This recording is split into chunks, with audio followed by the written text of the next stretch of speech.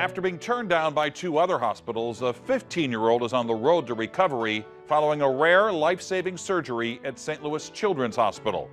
As you'll learn in tonight's Making a Difference report, doctors not only transplanted a heart and lungs, for one family, they transplanted hope.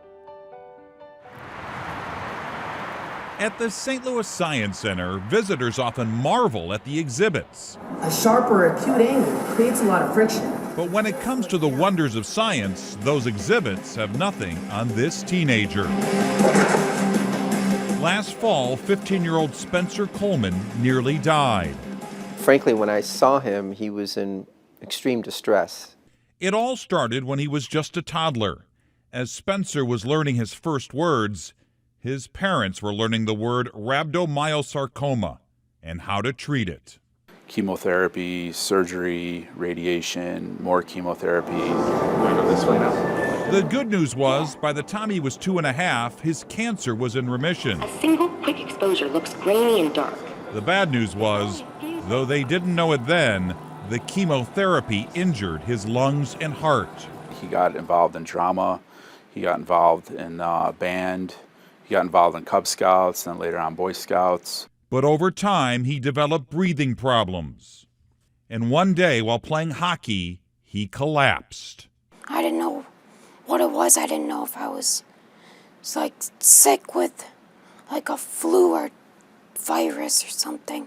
It was much worse than that. Spencer needed a new heart and new lungs. When we met with my colleagues, I felt a strong sense of urgency because I did not think he had much time left. You know, the first concern was related to Spencer ended up at St. Louis Children's Hospital after two other hospitals told the family that the operation was too risky. There are only a handful of pediatric heart and lung transplants in any given year. You have to be at the top of the donation list for both organs. And as you might imagine, it's a complex operation. It's pretty surreal because at one point there was nothing in the chest cavity, and it's hard to fathom that someone is being sustained alive with a heart-lung machine, which is what we have to do. The surgery took 5 hours, but it was the next 24 that would be the biggest hurdle.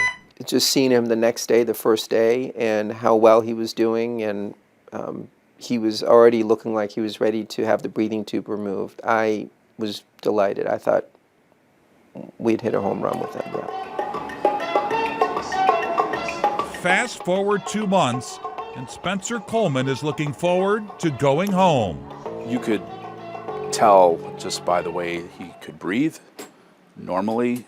That in and of itself was completely, amazing. I feel like a lot better than I did before. In fact, when he gets back to school, he's thinking about rejoining the band. The longer he goes without rejection issues, the better the prognosis. It's a great feeling to see him be so happy and excited. One young man getting a new heart, new lungs, and a new beginning. It's just completely amazing. Doctors here tell me Spencer's surgery was the only pediatric heart and lungs transplant in the United States last year. Spencer will still have to be watched by doctors very carefully, but he hopes to go home to Chicago in the next few weeks. A reminder, if you know an unusual or inspiring story or someone making a difference, let me know personally by email at mbush@ksdk.com.